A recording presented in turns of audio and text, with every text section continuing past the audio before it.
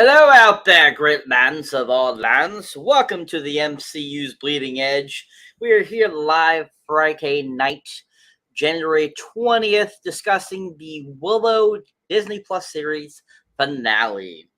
Of course, we have a fantastic panel with us as always. Of course, we have my trusty co-host, Mr. Jeff S. True Knowledge in the house. How we doing, Jeff? Cheers, everybody. Happy Cheers, 2023. Happy New Year, belated. Happy belated, yeah. And then we also have joining us, of course, is a great other panel member, Jasmine. How are we doing, Jasmine? Hi, everyone, and I'm doing wonderful. Thank you. Awesome. Great to have you. And so, like I said, we'll be discussing the Willow season finale, which I would have to say, compared to the rest of the series, this definitely was a decent episode. And it had some interesting aspects to it, I thought. And I thought that all around it was pretty decent, a decent, type of finale. There are some things about it I would say that I didn't care too much for. But other than that, everyone has their own opinion. So that's just how it goes. But anyways, so just before we get into the actual meat of this episode, I want to get everyone's thoughts on the series up to this point. So, in your own words, tell me what have you enjoyed about the series up to this point? What didn't you like about it? And what were your thoughts going into this finale? Starting with you, Jasmine. Honestly, up to this point, this show has been a little bit all over the place for me. It feels like they were trying to shove a lot in these episodes. Like there were a lot of plot, a lot of side characters, a lot of stuff that they should have maybe structured out a little bit better. They have us trying to feel for all these characters, but I don't feel like they had enough time in the spotlight for each character to really resonate to the audience. Like the prince, I felt nothing for him. He hasn't been on screen or in enough episodes for me to really get a connection to him. The princess and her love interest, Jade. Is that right? Yeah. Okay. I feel like that relationship, they actually surprisingly did a good job at slowly progressing it. It just kind of felt like, I don't know. It feels like it wasn't really needed. It was like a side plot that wasn't really needed, but I guess it had to be there so that you could build as a plot device. It had to be a plot device in order to have our princess Kit. Okay, Kit become a better person and less in her head. And but to be honest, she still kind of was in her head, in my opinion. I don't think she had enough time to develop a real character arc in this one season. I feel like they needed either more time, more episodes, or pick a character and pick an arc. I feel like they were trying to do too many arcs too soon with not enough episodes. Plus, it felt a little overdone, a little too dry, a little just wasteful. It felt wasteful. A lot of the plot felt wasteful. I didn't feel tension. I didn't feel like, ooh, I can't wait for the next episode. I felt like, meh, I'll watch it when it comes on. Not, ooh, I'm on the edge of my seat. That was something I was really disappointed with after watching the movie. Excellent. Thank you. Now, I can't remember. Had you seen the movie before the show, or did you watch the show first and then the movie, Jasmine? I watched this show the moment you guys told me you were going to do a reaction to the show. So I watched the movie first. I was going to do a reaction to it, but then I realized it wasn't one of those movies to react to. It was more one of those you have to digest and just kind of watch. Excellent. Okay, I think that's what I remember hearing. Okay, awesome. So I think that it's good that you watched the movie first because you really got an idea of what Willow was about by watching the movie first. Because I feel if it was the other way around, I think you probably might have had a different take on the series versus watching it the other way. Because I feel like anybody that has watched this series before even seeing the original movie, they would have a different take on it. Because for us, people that have seen it, saw it back in '88, or even shortly after it got released on VHS or DVD back in the day, I feel a lot of us that saw that prior to the show have a way different feeling about the series versus anybody that has not seen the original movie. So I think that's good that you saw the movie first because you really got an idea of what that was going on with it. Yeah, definitely. It definitely gives you a different element when it comes to the show compared to somebody that's just going in blind. Much, yeah, most certainly. Thank you. All right, Jeff. Your thoughts? Same question, sir. Your thoughts on the series up to this point? Your thoughts leading into the series, and just overall, what did you like and what did you hate about the series so far? Well, I mean, I don't. Hate's a strong word. And pardon me if I'm dislike. How about that? There you dislike. go. I'm not very good at multitasking. So I was trying to find us on Rumble really quick on my Roku. I wanted to watch us on the TV really quick and whatnot. I like to do that sometimes. I think it's cool. Shout out to Rumble. What up, everybody on Rumble? How you doing? What up, everybody on Twitch? How's it going?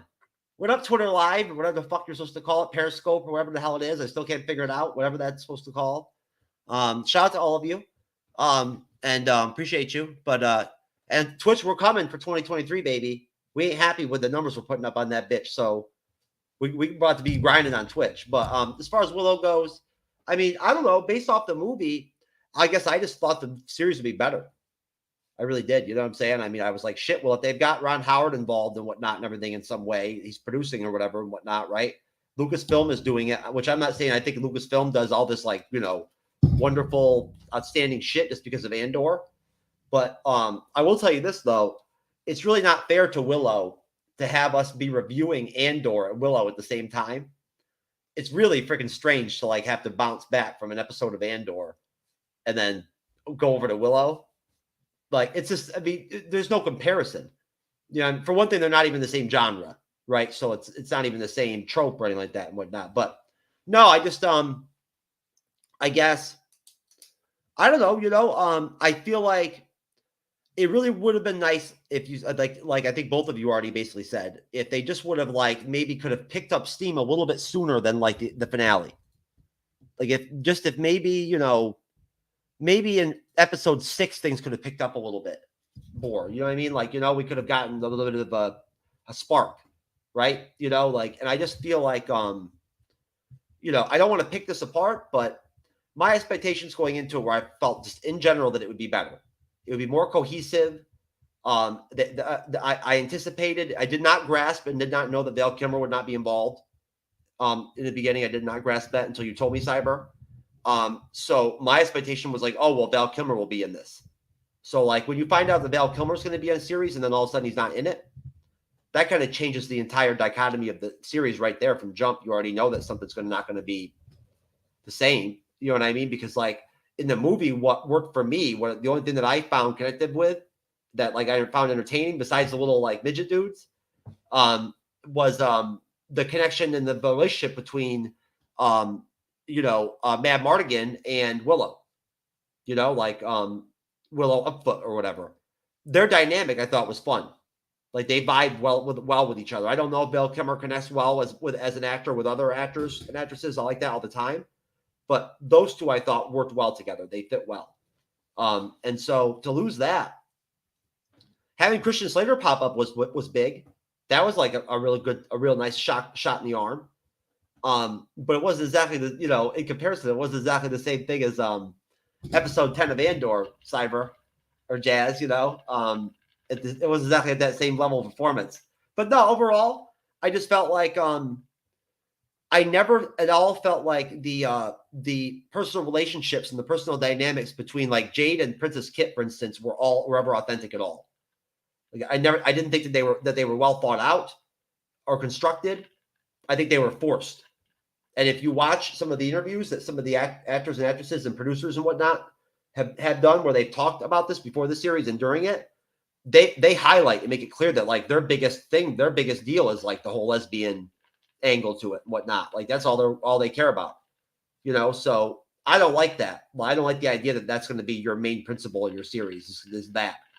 If you're going to do it the right way, that's one thing, but they didn't do it the right way in this one. They didn't do it right. This made no sense. That Kit, whoever that Ruby Cruz, whatever her name is, that plays Princess Kit. I've never seen her in anything else before. There was another actress that was supposed to play Princess Kit that dropped out, and Kit jumped in at the last second to fill the spot. So who knows what would have happened with the other actress? Maybe she would have been better. But I just thought making that like a big theme of the series didn't work for me at all. I didn't like it. It didn't work. It wasn't exciting. It wasn't fun. It wasn't sexy at all. It wasn't romantic. The humor wasn't good. And then overall too, I felt like they didn't use some of the characters and the actors and actresses in the ways that they could have. Right? Like you pointed out so many times, Cyber. Tony, I always struggle with his name. Rival Riori. Correct. Revelori. Yeah, I mean, I think they could have done more with him.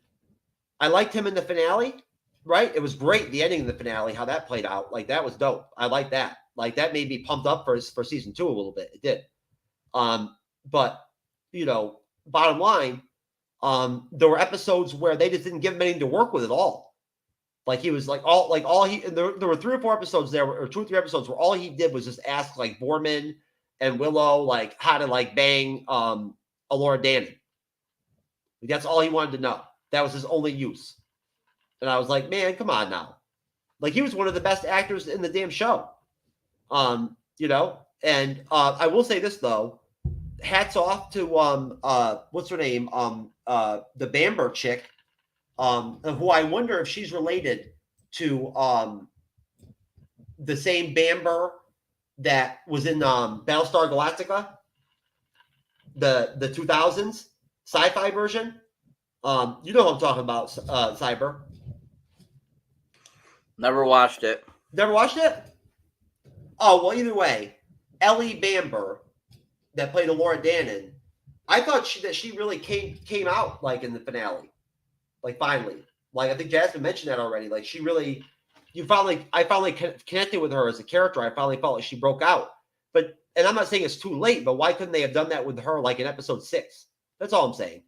So, just in general, I felt like the energy for episode to episode wasn't very good, and there wasn't enough action at all. There could have been more sword fighting and more action. That would have probably done more for me. And we didn't get to see more of the crone and like and like all her forces and shit and everything and whatnot. Like the dude with the freaking like cage on his head and all that shit. Like, I wanted to see those dudes fighting and all that more. So that's it.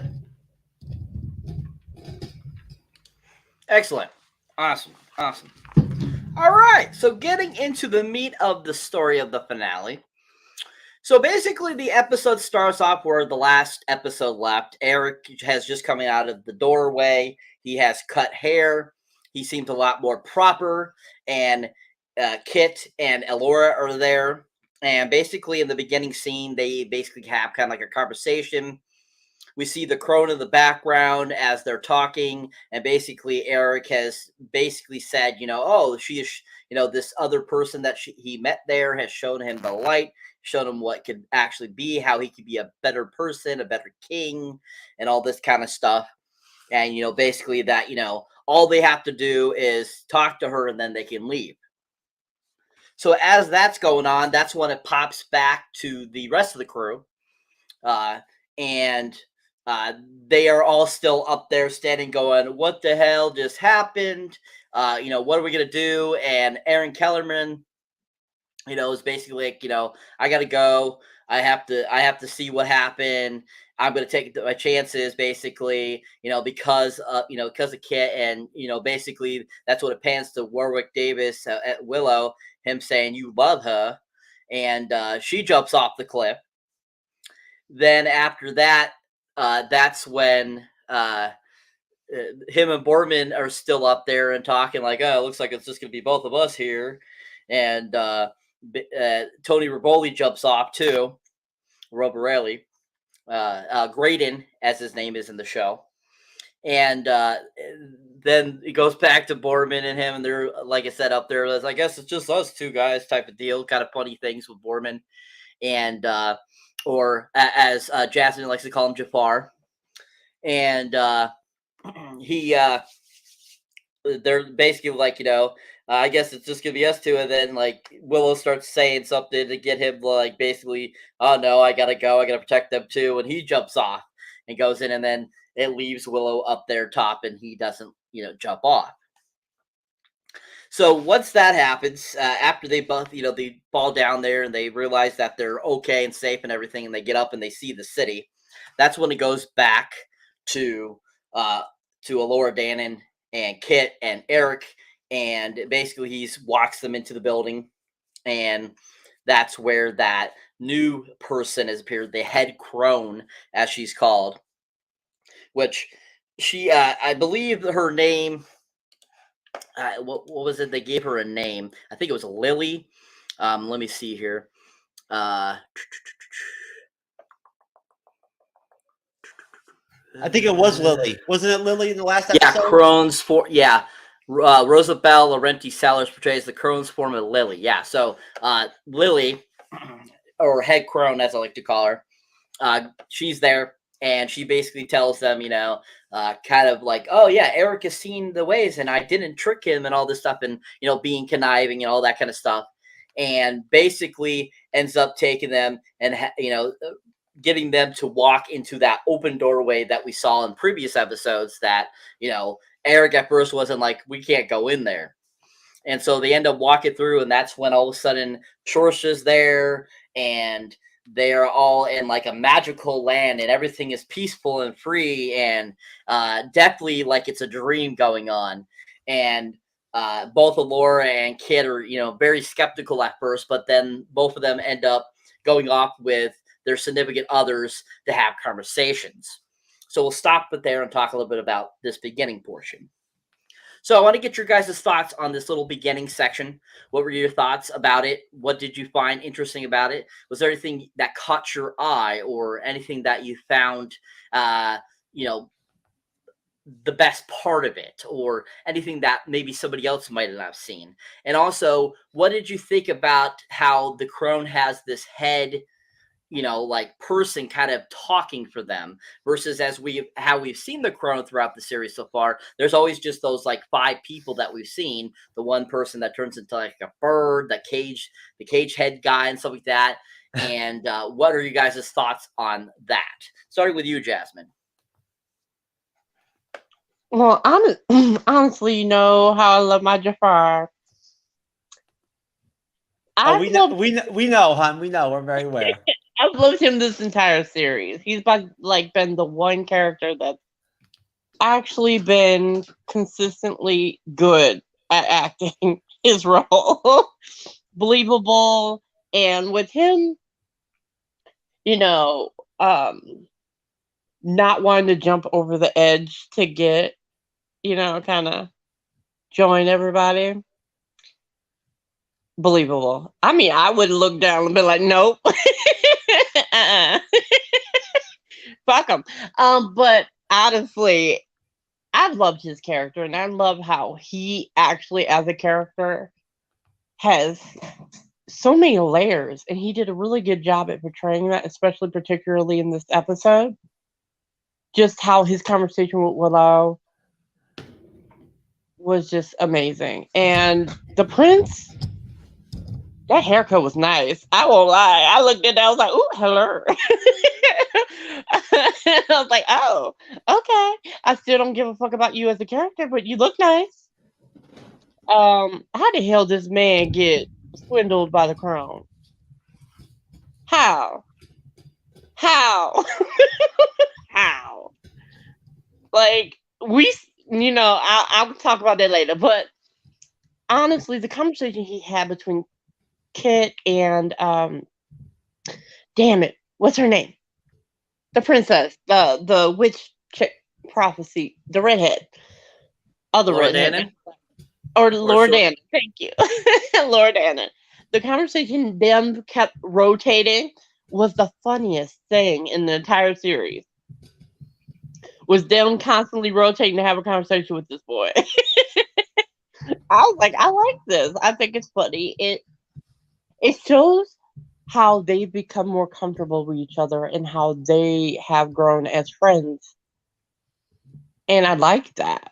There's not a lot of things I like about the character arcs in this show, but them showing how they developed a friendship after, this long of a show, I will commend them for that one.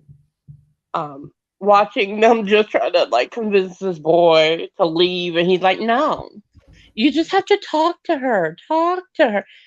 I'm like, "Ain't no way you just gonna leave." Like, I was like, "You full of shit." And you got Birdcage dude in the back over there breathing hard and shit in the background. Did you hear him? He was breathing so hard. It was so distracting. Honestly, I think the beginning part of the episode was very well done, very well structured, and really showed the character development for each character as a whole compared to the rest of the series. I think this episode is just solid. That's my opinion. Excellent, thank you. And what did you think about them bringing Sorsha back into the mix in that kind of that beginning of the dream sequence? What were your thoughts on that? Did you find it The mom, right? was like, were you like thinking, oh, this is interesting that they brought her here? Did you think it was really her, or did you definitely think she was a dream or imagination there? I knew it had to be a curse or something because I'm like, your mama's a bitch. There is no way she's in here talking about some going from, oh, you have to do it for the family. You got to do it for, stop being in your head. Stop doing this. And all of a sudden she's like, I should have been a better mom. Bitch, my mom don't even talk like that. Regardless, she still says it's my fault. Like, no, there's no damn way.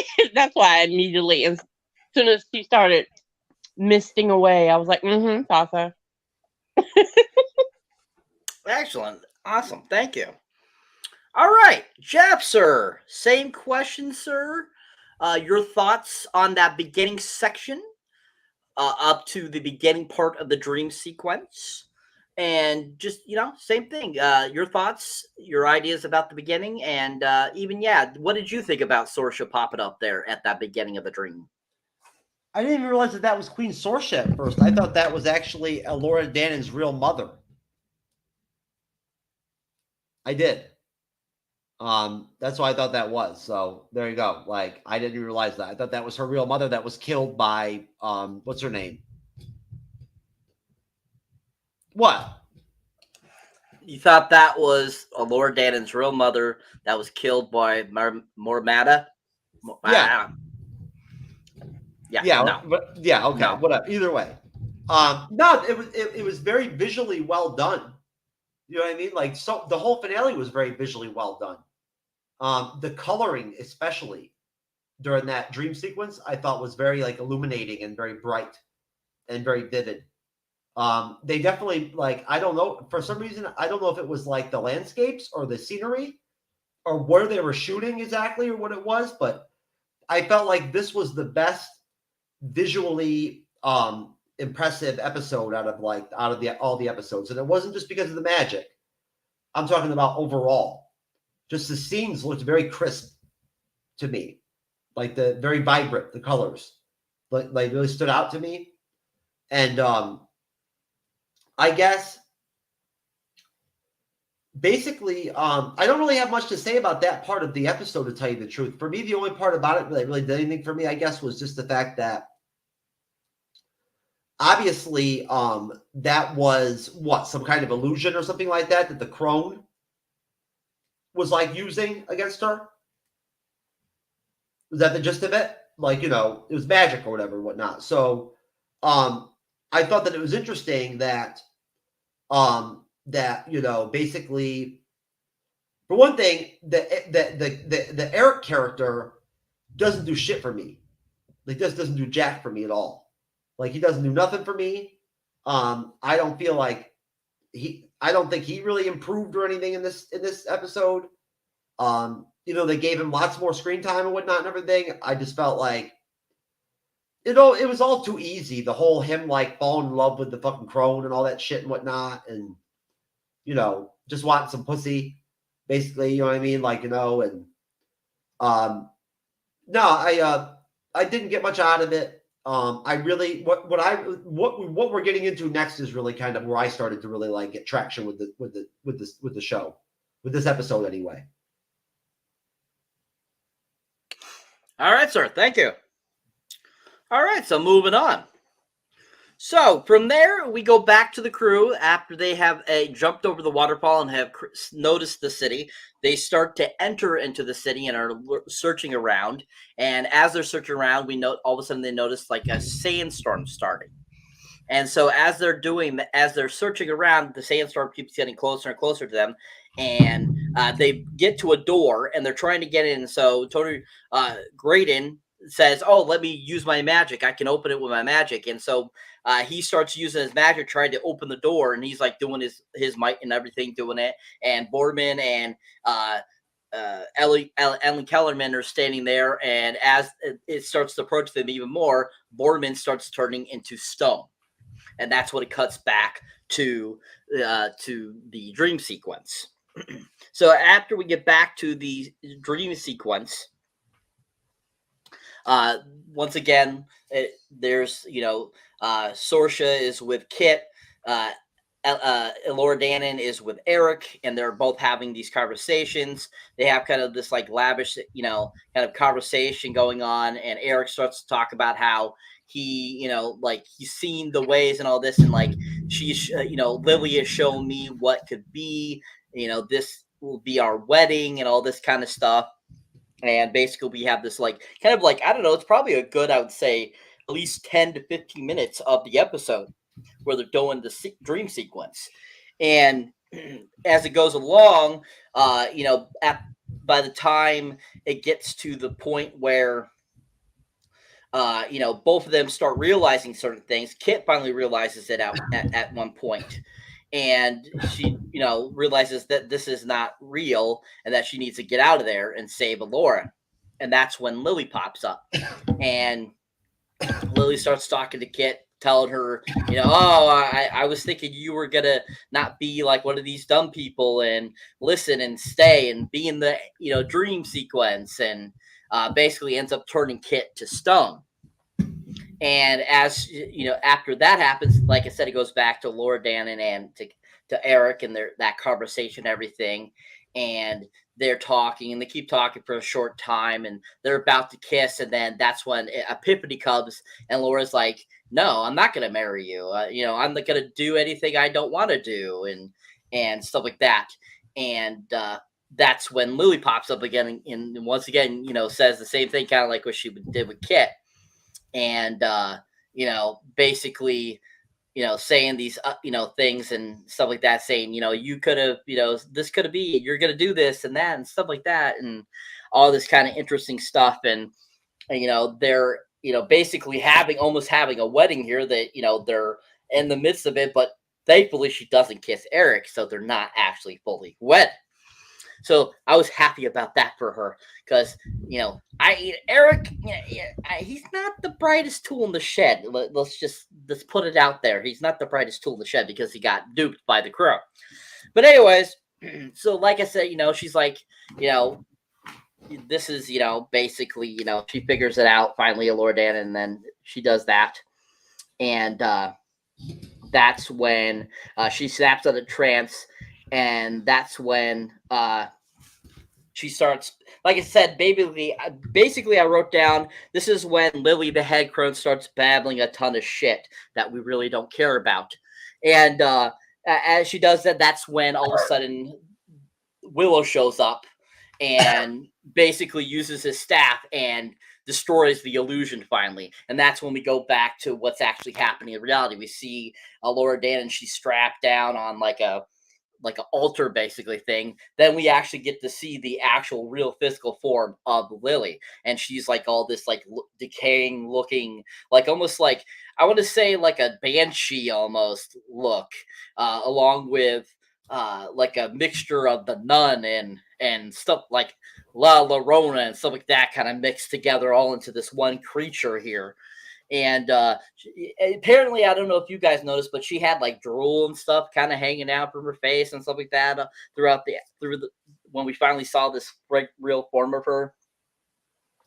And she was pretty fucking crazy looking, man. You know what I'm saying? Like, got to give him credit. Like, she was pretty rough looking. Like, she reminded me of the witch from Game of Thrones, and whatnot, and like how she was like, you know, like centuries of years, thousands of years old or whatever and whatnot. But that's when she took her necklace off.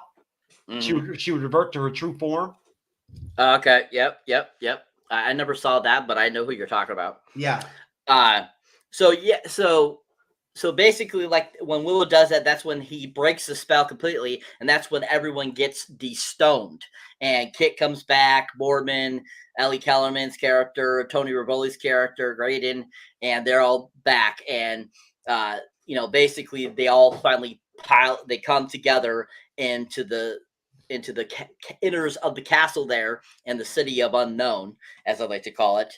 And basically things start to heat up there. So we'll stop right there and talk a little bit about this other section here. So I want to get your guys' thoughts on that other little intersection there of, from the guys being turned to stone, going to basically what's going on with leading up to the dream being disintegrated by Willow. Starting with you, Jasmine, what were your thoughts on that section? Honestly, I thought they did a really good job at the CGI of the storm coming forth as they ran to the door to try to get it open. It's nice to see Flash Thompson do a little bit more magic. He didn't have a lot to do in this series when it came to him using magic. It was, it was sporadic. Their usage of him this episode was a little sparse. It was like in here, it was there. And watching them get turned to stone was actually cinematically gorgeous. I just feel like their fight scenes that they have are a little CWDC. Like they didn't have enough budget to CGI enough characters in to have those fight scenes. But I did think that the crone looked miraculous. Like the decaying effect that she had was something I didn't expect, especially from a Disney Plus series. They really went for it, and after having to deal with the last 7 episodes, it was something I was very happy to get as like a gift. And she looked amazing.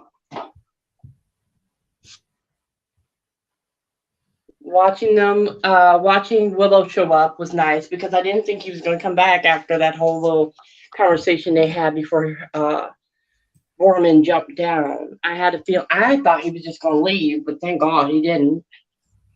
And him kind of breaking hold of everybody. Because at first I didn't know that Kit got turned to stone. So I was like confused. I was like, I know Jade did. I know Borman did. And Flash did. But I didn't know she did right away. But once he freed them. And I was like, oh, so she got turned to stone. They did a really good job at the pacing and the storytelling in this episode. Awesome. Thank you. Yeah, most definitely. I mean, I definitely think that the There definitely was a lot of pluses in this episode compared to the other episodes throughout the series, I thought. And I did appreciate that this whole end section of this episode was a lot of action, and I enjoyed that. So, yeah, I agree that the storytelling definitely was better in this episode versus, I feel, the other episodes. All right. Jeff, your thoughts, sir? Well, yeah, I mean, I definitely, I think that I would agree with Jasmine 100%. That I think that the pacing and of the episode was very well done. It was, and honestly, I thought that Willow was like going to sacrifice his life or something like that at that point. Jasmine, that's what I thought was happening. I didn't think he was going to take off. I thought he was going to do some kind of like suicide shit or whatever, or whatnot, to like try to like defeat the crone or whatever, or some shit. So that's what I thought was going to happen. So when he popped up, that was probably his best moment in the whole series, right there. Like that was his clutch spot moment. Like that was the most effective he was, right there. Like like in action. Like and you called it, Cyber. Like oh fuck, sorry about that. Sometimes when you wear these fucking headphones, if you have a cartilage piercing up top and shit and whatnot, that shit really fucking hurts sometimes. It presses on the piercing. Anyways, it's okay though. I'll be okay. I promise. But no, great action scenes.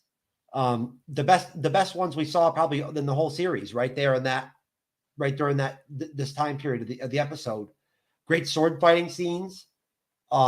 Great seeing Kit and Jade out there like sword fighting and whatnot and everything, and handling their business.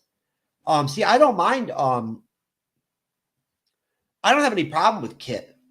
Or like the actress that plays Kit or anything like that, or any of that, in terms of, I don't know her personally or whatever and whatnot. All I know is just that when she's used correctly and whatnot, I actually I can handle her. Like she's not that bad. I thought she looked okay, like swinging her sword and shit in the finale a little bit, like fighting a little bit and whatnot. You disagree, Cyber? She didn't look that good. No, I want to know what acid you're taking, so I know for you not to take it and actually think about Kit again like that. What? I'm trying to be positive here, okay? I'm like, I've been beating up on Kit for the whole series. Real. Be real. Well, hey, I am real. Let's not even go there. But no, real. I didn't say that Kit wasn't still a cunt. I mean, that's an obvious like fact. That's more like it. I only want to hear that. Yeah, so just to be clear, folks, we will definitely when we come out with our merch, one of our merch t-shirts will definitely have something to do with cunt face Kit or something like that, or whatever Jasmine calls her, or whatever. We all have a couple different names for her. Along with, of course, with Renee Loki's mom, deal porno drive-in is going to be great. We're definitely going to go with that for a t-shirt, porno drive-in or drive-in porno or whatever the hell it is. Some story she talks about sometimes from the 70s or whatever. Either way, no, great action. The magic looked good. Jasmine, you had talked about how you didn't like the digital effects with the magic before, like in the last episode. I thought that they really like brought their game with that shit in this episode. Like they really portrayed that that Alora Dannon's magic had her ability had evolved. Like she'd come to her. I don't think we've gotten to that part of the episode yet where she really comes to her full power set or whatever, if you want to call it that. Like she comes to realization of what's necessary for her to be able to have the ability to be what she is, right? But she's getting there at this point. Like she's already starting to this is when she's starting to sling the real shit. I thought it looked really good. That first spell or whatever that fucking that Willow dropped when he first came in, with that whole like green energy caging shit he did or whatever, that shit looked dope as fuck. Like seriously, I thought that shit was bomb. I really like that. So it was cool to see Willow handle his business for one thing, and Borman as usual like didn't get used very much, but he was pretty good throughout the whole episode, and even in this part of the show too. They don't really. I mean.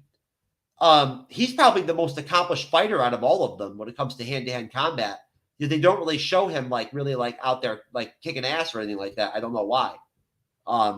But either way, besides that, my only complaint would be it really ended up just ending up being like the crone Lily, squaring off against sort of everybody, and then squaring off against Kit, and then Laura Dannon went on one with her, right? Like, you know, and like basically at that point until the end of the episode when like Willow takes care of him, we don't even see fucking any of the other characters, the other villain characters, you know, like the Lich and all that shit and whatnot and everything, you know, and the Doom and whatnot and all that. They're not there really, like they're not really like all that involved, you know, like you know, so I just would like to see more of them. Excellent. Awesome. Thank you, sir. Hello, Jocelyn. Welcome to the show. All right. So yeah, most definitely. I hear what everyone's saying. The digital effects throughout this whole series have been okay. I thought that they've been decent. Nothing show-stopping or anything that great, I felt. And I don't think through all 8 episodes, I don't think anything was that spectacular. It was your normal generic, I felt, you know, what we've seen the last 5-7 years for, you know, CGI work that they've been doing in films. And you could definitely tell that it was a TV version style of that. And, you know, it was okay. I thought it was decent. I'm glad that you found it really cool, Jeff. I thought that you thought that was really badass. That's awesome. And, but yeah, for me, this little section, it was kind of interesting. I thought that it was fun that, you know, they had kind of like this dream sequence to kind of fill up some of the time in the episode, and give us kind of like this dream sequence, which they kind of do in other movies and so forth and stuff like that. And, you know, it kind of reminds me of in the original film when Mad Mardigan is under the spell of the love potion. It's kind of like that a little bit, I felt, but more of a dream state versus it being a reality and just being under influence of something. It kind of made me feel like that a little bit. And, but overall, yeah, I would definitely say that little section there was not too shabby. It wasn't too bad. And seeing the final form of the head crone, Lily, I thought was pretty cool. I thought it was very interesting that they went that route. Like you were saying, Jasmine, you were surprised how they went that route, a little bit dark, very dark kind of. And I was surprised by that too. I was, you know, with the drool and everything, I was really surprised too that they went that. Because I feel even the rest of the crone are pretty dark compared to, I feel, how some of the characters looked in the original film. And for Disney, I felt that was even darker than majority of what they would go for. So I thought that was kind of interesting too as well. All right. So basically, that's what it takes us to the final portion of the episode, which is the epic battle sequence, which I thought this was the best part of the episode. This was my favorite part. I thought it was really well done. A lot of great choreographed fighting sequences that just were, I thought, really entertaining and kept me interested in the episode and really led to an interesting ending. I didn't care. Like I said, there were some things I didn't care for at the end, but other than that, I thought it was a really solid ending to a finale. So basically what ends up happening after everyone's been freed and, the final form of the head crone is shown, that's when they basically go into the battle. And as Jeff kind of mentioned, they start to battle out and stuff like that. And Tony Rivoli's character Graydon starts doing some of his magic and stuff like that in this sequence. Basically he kind of sacrifices himself and he gets banished to that other world, I believe, is pretty much where he ends up going.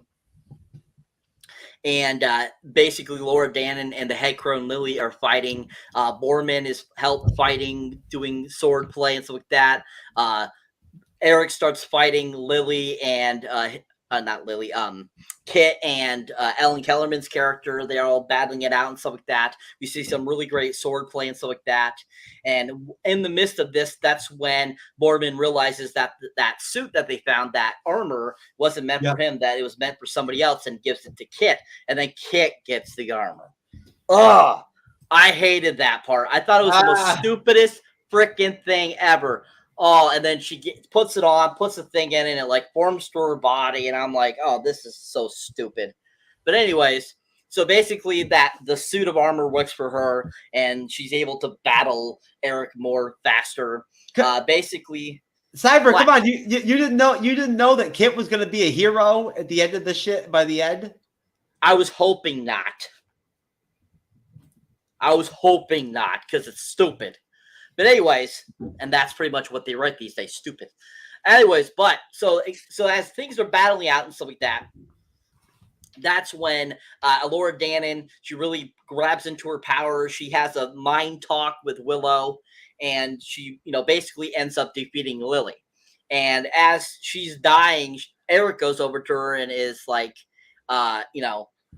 basically like kind of like groveling over her, because Eric, he falls in love with everybody. And basically she like transfers herself the powers into him, and he ends up becoming like possessed. And so then Kit and him are fighting, and she's like, doing her crying thing. Oh God, I can't kill you, Eric, and stupid shit like that. And basically they end up battling it and shit like that. And next thing you know, she's about to kill him, and that's when Elora Danan comes over, like, no, watch, I can fix this. And Willow comes over and basically, breaks his staff open and says, use this, Elora, and see if you can get Eric to come back to light. And so she starts talking to him and brings him back to light and gets rid of the corona out of him. And after that happens, basically the battle has been won. And so then basically they kind of all like, kind of happy that we, that they've stopped the crone and all this kind of stuff. They start to exit. Elora Danan kind of looks back. Should we go back and destroy the worm? And that's when kind of Willow like pipes up and is like, no, the worm is going to be there. He's going to come for us, and we should just be ready for him when he comes. So basically that's where it leaves off with them. Then the credits play, and then we get to a post-credit scene, and that's when we see what has happened to Graydon's character. And he wakes up, and he's like on a battlefield, basically in this like realm of some sort. And all of a sudden, there's a shorter-haired Elora Danan there, and basically has professed her love to him. And he's kind of like, okay, and that's how the season 1 ends. All right, guys. So, final thoughts on this conclusion of this episode. What were you guys' thoughts? Tell me what you think about it. What did you like about it? What did you think about Graydon's character, showing that he wasn't like dead or anything, that he popped up in that realm, and what Elora Danan says to him? And just overall, your whole thoughts on the episode as a whole as well. Starting with you, Jasmine. Honestly, when it came to this episode, I knew the crone wasn't going to die so easily. After she passed on over to the brother, I figured as much. Especially with him being dumb as hell. But that was pretty much his character from the beginning. He was dumb. He thought he was better than he is. He's a fuckboy. Even the girl was like, you're a fuckboy. Even the original you would barf at you. I thought that was hilarious when, the crone tried to get her to marry him. I know you guys didn't care for the scene where she got the armor, but I thought it was very reminiscent of the TV show Witchblade when it transformed on her. That's what I thought. And I was like, ooh, cool. That's an interesting take on the armor. It was a little heavy CGI though. That was my only issue with it. Was just I wish shows would be more practical effect. Be more on practical effects. It seems like people are too busy relying on special effects these days, and it's just kind of disappointing. Watching her fight was pretty cool. I enjoyed it. The brother fighting Kit and Jade at the same time was really cool. Very well choreographed. It made me like the character, the brother, a little bit more as a character, because it showed he could actually fight compared to the sister. The Crone battle was very Walmart, definitely Hallows Part 2. All I could hear was Voldemort. Avada Kedavra! The boy who lived, come to die. Very much that. The Crone looks fantastic, but I just feel like the fight scene in general, when it came to Jade and everybody fighting before the Crone situation, felt very low budget. Like Deadpool would pop in and just make a joke of like, "You can afford more people." Because for someone that was supposed to be trying to take over the world, she had nobody in her corner other than Birdcage, Merlin from the dead, and dude needs a manicure. That like it's they needed a. It didn't feel like a war to me. It didn't feel like she was prepared. It felt second-handed just due to the lack of people fighting. Disney Plus kind of disappoints me when it comes to those things. But honestly, the characters did pretty good in this episode. It was one of the best things. Watching Laura Dannon fight the Crone was very nice. I really didn't like the part where she suddenly didn't. She felt scared and didn't. She needed Willow to talk to her. I felt that was stupid because she was doing just fine on her own. Like, they do that way too much in fantasy movies these days, where they have to weaken the protagonist in order to have this big moment, and it gets old really quickly. Like, she could have just fought. Like, after you saw her have a little moment and start fighting again, she was fine. So she could have just done that. But that's just me. Oh, and at the end, the little cutscene. We know that's the Crone. I know it's the Crone. There ain't no damn way she had that entire army, and it's Laura Dannon talking about some "I love you." I'm like, you saw what happened to Homeboy, so you can't fall for that too. I mean, dude, you're already dead. What's gonna do? Kill you twice? Excellent. So you think that he was killed into that realm, or do you think he just transported to that realm? I think he's dead. I think he got killed, and that's kind of like hell. It's like a hell realm or something. Yeah. Because he was literally Thanos snapped into like shards and then thrown into the hell realm. I think he's in hell. And I think he's an idiot if he believes that one. Because ain't no way Lord Dannon's son was like, "Oh, I want to do you." He didn't give a damn about you until you died. Like, Yeah, great. Why is it that Prince Graydon has like this selective fucking like stupidity? Like, sometimes he's with it and like is capable of doing shit, and then other times he's just fucking retarded. Because he gets distracted by his penis. Oh, well. His wand goes one way, his penis goes the other way. He gets distracted by the penis. He falls on the wrong wand. That's why I think with both my penises. Huh? Oh Lord.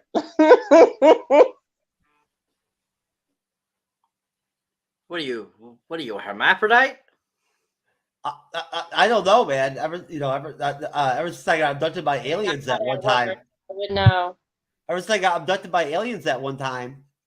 You know what I'm saying? Like, some shit happened to me. I don't even know. No, I'm just kidding, bro. That's not going to be my new alter ego. That I'm abducted by aliens or whatever. It's just a joke. No shit. I don't actually have a second penis.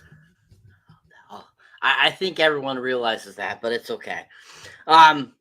Same question to you, Sir Jeff. But I will tell you this, though. She-Hulk definitely does. She's got two of them motherfuckers. Unless it's just one big one. I'm not even sure. Who knows? It was really dark in that room that night, so either way. I don't know. The finale, the final part of the, I guess if you want to say the final battle or whatever. Yeah, it doesn't make any sense that the Crone would not have more troops or something like that. Like, why does the Crone have her whole army or whatever down in whatever that like dimension is over there, wherever their hell or whatever that is, or like Jasmine said, or whatever that is. Because of course this is a totally like fantasy dimension like world. So they don't have the same.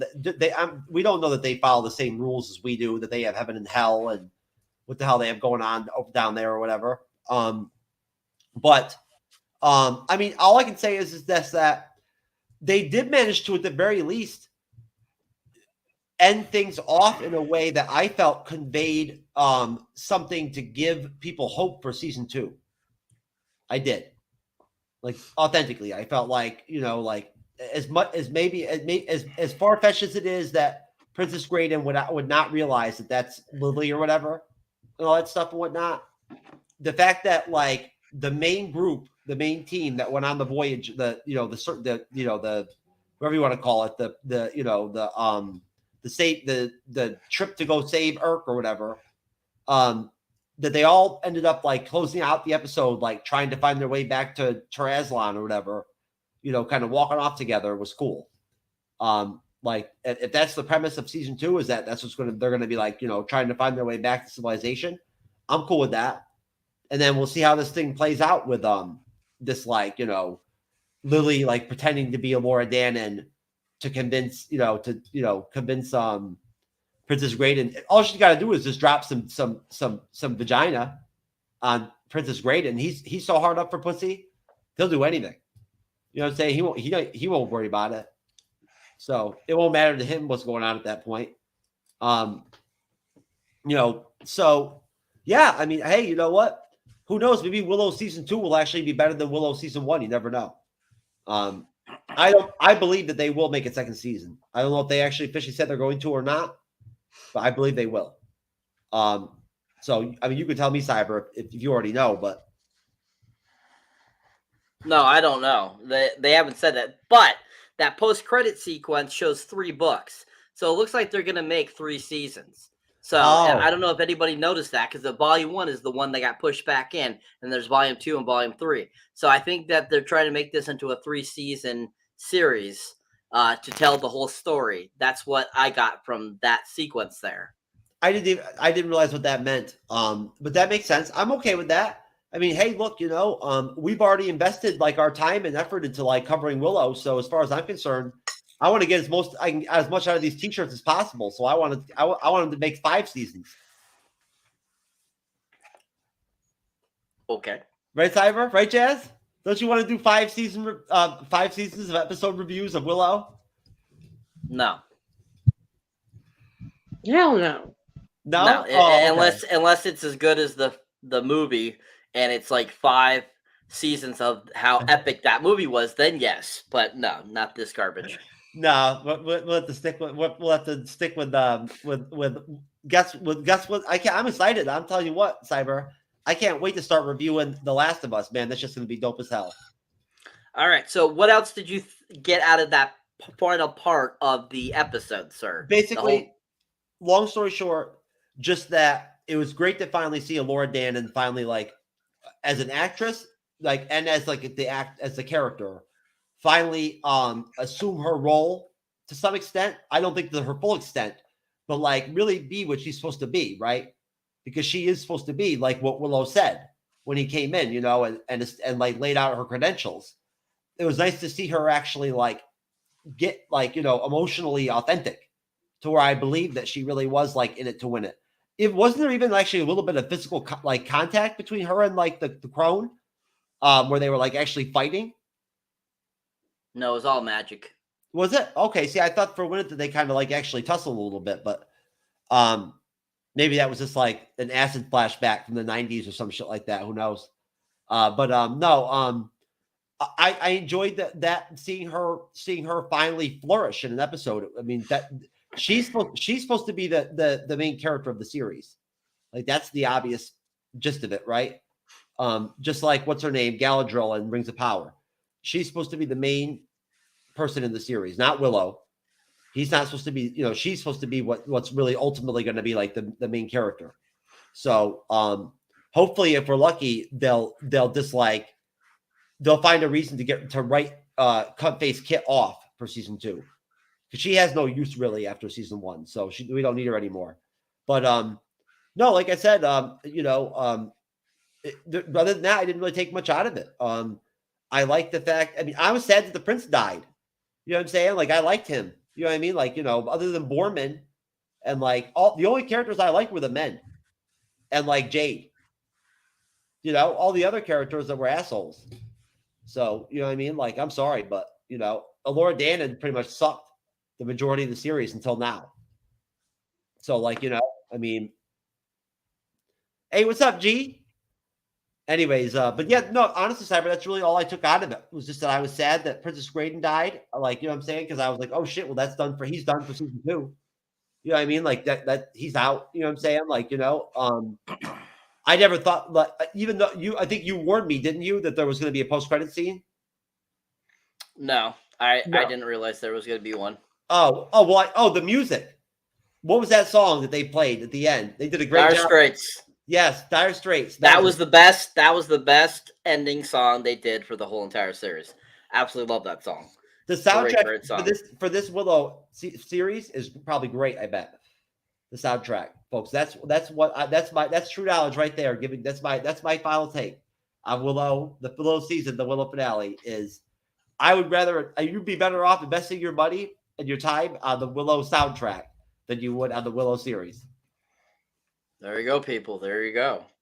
All right. So that was that episode, people, in the finale. So we're going to go around and give your 1 to 10 ratings, people. Starting with you, Jazz. What do you give this series overall and this episode by itself? 1 through 10. What would you give him?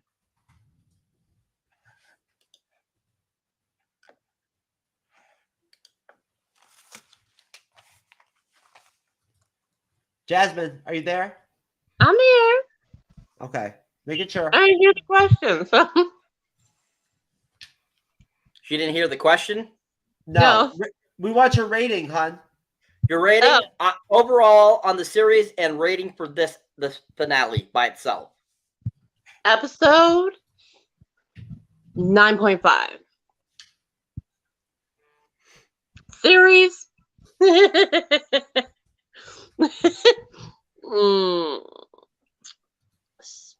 Damn it, 6.5. Awesome. All right, thank you. Excellent. Jeff, yours? Jeez, let's see. That's really on the spot. I'd say for the series, I'll go with I'm going to give it a 5.25. And then for the episode, for the finale, I'm going to give it an 8.5. Excellent. All right. I give the finale a 7. And overall, the series, I would say a 6.5 as well. Definitely 6.5. I would give it less, but the finale kind of jumped it up for me because it did have a good conclusion ending, except for Prince Graydon being disintegrated into that universe. I did not care for that, but he'd definitely be back for season 2. That's why they had the post-credit scene, because we know he's going to be back. But yeah, so I'll be happy to see what they end up doing that in season 2. So yeah, most definitely. So yeah, that is the finale, guys. And thank you, everyone, for participating.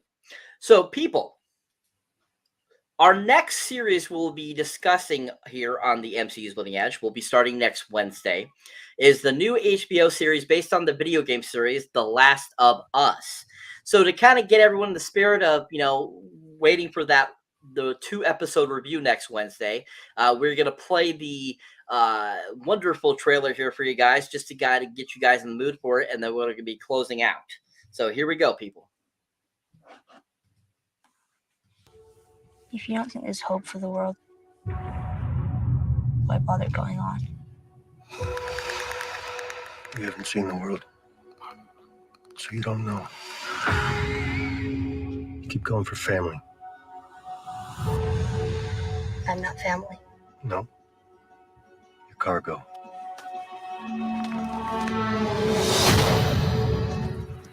Why are you so important? Somewhere out west. They're working on a cure. I think what really impressed them was the fact that I didn't turn into a monster. If she so much as twitches, Don't. It's okay.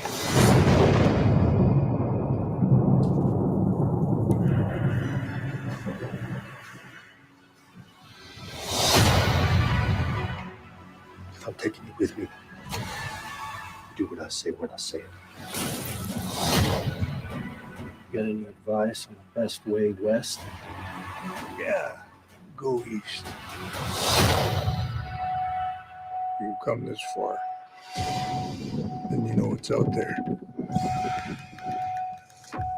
You're not gonna scare us. Scared him.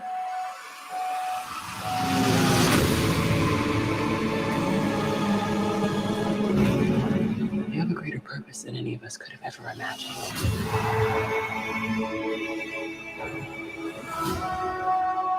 Be careful who you put your faith in. You might not be her father, but you're someone's.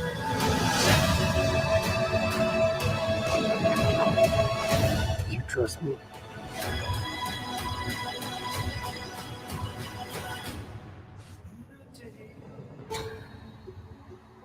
Holy fuck. God damn.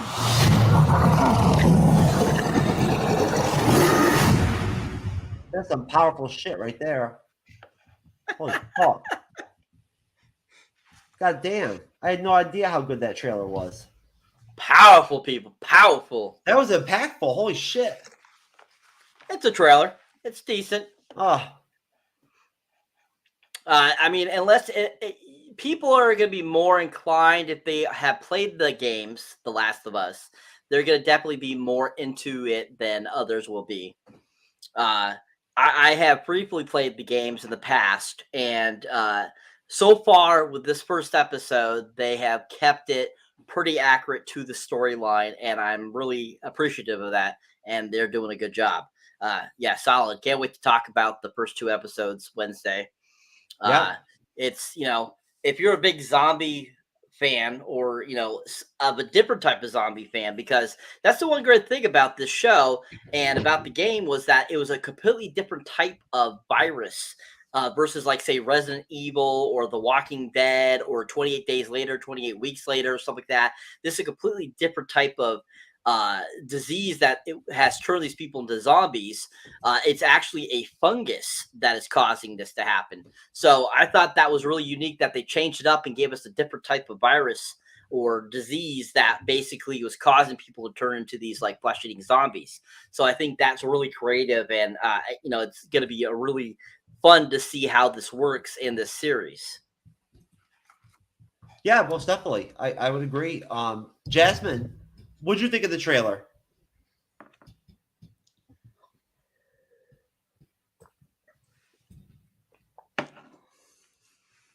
Jazz, you there, hon? I'm here. What'd you think of the trailer? Are you there? Are you there? I'm here. Sorry, it's breaking up on my end. I didn't hear you. I thought the trailer was great. I think they did a really great job at editing the music choice. It feels like the people that are behind the show very well know their audience and are trying to reach it. Excellent. Most definitely. I agree 100%. And that's all I have to say about it. Honestly, Cyber, is that I'm really looking forward to it. It sounds like it's going to be a lot of fun. And hey, like you said, Wednesday evening, baby. 9:35 p.m. Eastern, 6:35 p.m. Pacific. Yes, people. Yes, people. All right, people. So that is it for that show tonight. So we're going to go around. Everyone's going to plug their stuff.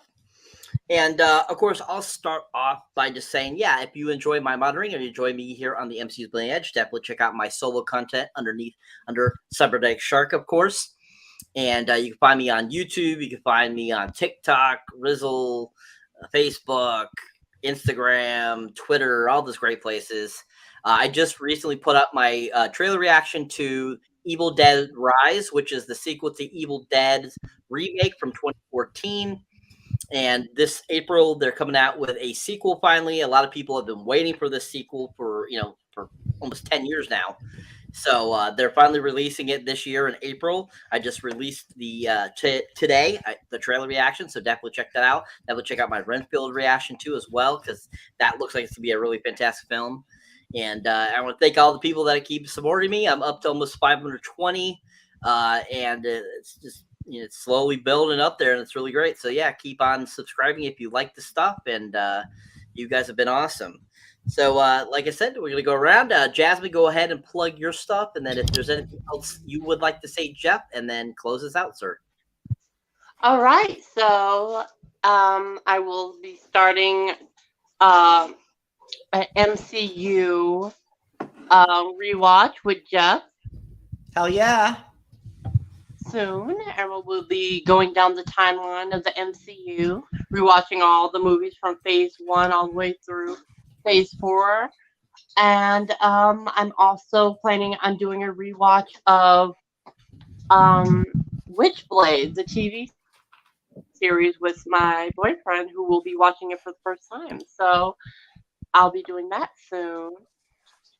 And also I'll be doing the Winchesters TV series as well when that comes out. So please keep subscribing to my Twitter, because that's where I will be updating you guys on what is coming out. And my YouTube channel is YouTube Now 03 if you try to look it up, but it is Jazzy Girl Reacts, and I will see you guys soon. Bye. Bye, Jazz.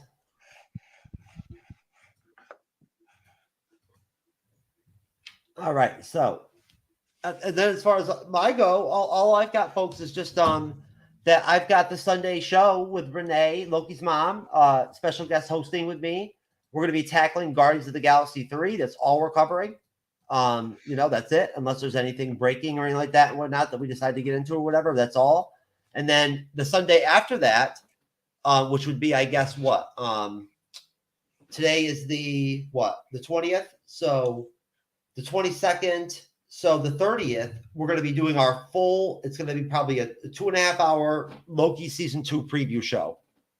And then we're going to have some heavy hitters on the panel and whatnot and everything. It's probably going to be a really fucking deep show. So I've been putting a lot of work into it, doing a lot of prep. I've been putting a lot of hours into this shit, like, believe it or not, like, legit. Just outside, hanging outside, getting stoned, and, like, hanging out, chilling with Dodge, get my drink on, like Cyber knows I like to do. Cyber knows I like to do. I like to get my buzz on when I work, right? You know what I'm saying? Nothing wrong with that. No, I'm really stoked. I'm really excited to start doing this new series. It sounds like a lot of fun. And me and Cyber will get together and we'll do some trailer reactions too of the Last of Us trailers and whatnot and everything and all that, and get that out too, and try to get that out and whatnot. Try to get as much content out as we can on the MCU's Bleeding Edge YouTube channel and podcast. If I can ever get the podcast back on track at some point, folks. Well, let's hope that I'll get there soon. But thank you, Cybernetic Sharp, my friend, for moderating this review and handling your business as usual. And please, do everything you can to please support Cyber and support Jasmine and support Renee, over at the Podcast of Champions. Support the Podcast of Champions, hey, I hope everybody's having a wonderful or good, start to the 2023. And Cybernetic Shark, my friend, I guess it's time to peace out, brother. It's time to peace. All right, let's do it. Peace, and brother. Peace.